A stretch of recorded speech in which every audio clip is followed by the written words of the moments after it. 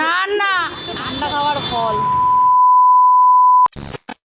তো নমস্কার বন্ধুরা, আজকের ব্লগটা আমি এখান থেকে শুরু করছি। এটা আবার কি করছি কান নিয়ে, হ্যাঁ আর কি বলবো এই যন্ত্রণার কথা। দিদার বাড়িতে গিয়ে ফ্রিজ পেয়ে গ্লুকন্ডি দিয়ে এত আইসক্রিম খেয়েছে মানে কানে ব্যথাই শুরু হয়ে গেছে। তার 2 ঘন্টা পরে আমাকে ডাক্তারের কাছে দেখো, তারপর দেখতে দেখতে এত কানে ব্যথা আরম্ভ হলো। আমি কিন্তু চলে এলাম ডাক্তারের কাছে। ডাক্তার দেখানো কমপ্লিট হয়ে গেল। সেদিনকে আবার মিটিং মিছিলের জন্য আবার পাচ্ছি না হচ্ছে অটো, কারণ আমার বাড়ির সামনেই ছিল ডাক্তারখানাটা। বাচ্চাদের ডাক্তার চলে গেলেও কী হবে, বড়দের ডাক্তারকে জেনারেল ফিজিশিয়ান দিয়ে দেখিয়ে আমি তখন বাড়ি এলাম। কারণ রাতের ব্যথাটা তো কাটাতে হবে, নাহলে তো কানের ব্যথা আর দাঁতের ব্যথা কিন্তু সহ্য করা যায় না।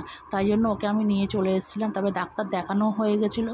হয়ে যাওয়ার পর কিন্তু অটোর জন্য অনেকক্ষণ দাঁড়িয়ে রয়েছি, অটো আর পাচ্ছি না। তারপর ওয়েট করে তারপরে একটা যা হোক অটো পেলাম, তখন তার মধ্যে আমি উঠে গেলাম। আর বাড়িতে এসে দেখি ও মা, সে কী কাণ্ড! উনি তো আবার টিভির মধ্যে বাঘ, চিতা, হাতিকে দেখে তো কী কাণ্ড কারখানা করছে, মনে হয় না ঘরের সামনে ওটাকে নিয়ে খেলা আরম্ভ করেছে। তোমরা খালি দেখতে থাকো কী করছে ও। ওটা হয় না, গরম লেগেছে।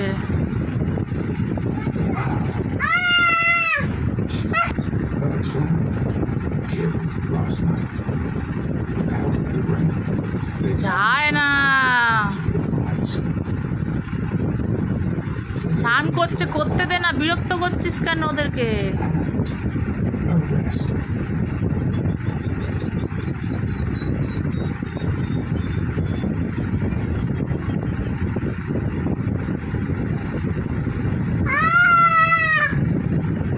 ওই দে বাঘটা তাকিয়ে আছে তোর দিকে।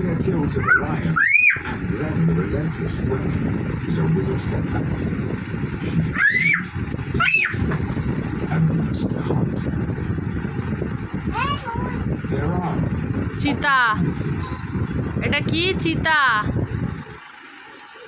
হরিণ জল খাচ্ছে, চিতা।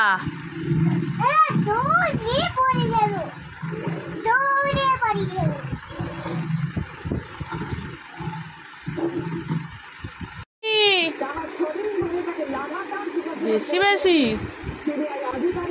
না না, আর দেবে না কিন্তু রাত্রির হচ্ছে ঠান্ডা। ফ্রিজেরটা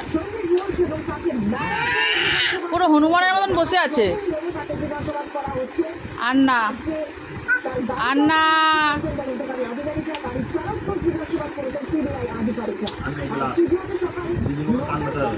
2000 years later. তো এইটা আবার নেক্সট মর্নিং ছিল। সেদিনকার আবার ওর যেহেতু আগের দিন রাতের বেলা কানের ব্যথা কমেনি, আবার পরের দিন ওর যে চাইল্ড স্পেশালিস্টকে দেখাই তাদের কাছে নিয়ে এলাম। নিয়ে এসে তোমার বসে আছি ডক্টরের জন্য। ডক্টরের চেম্বারে তখন লোক ছিল বলে বাইরে ওয়েট করছিলাম। আর দেখো গালটা কতটা ফুলে রয়েছে ওর,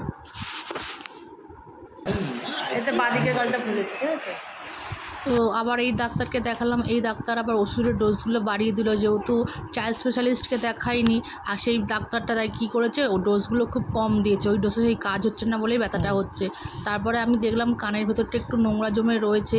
মানে নোংরা জমে বলতে কি, ওর যেহেতু ড্রপ দেওয়া হয়েছিল ওই নোংরাগুলো বাইরে বেরিয়ে এসছে।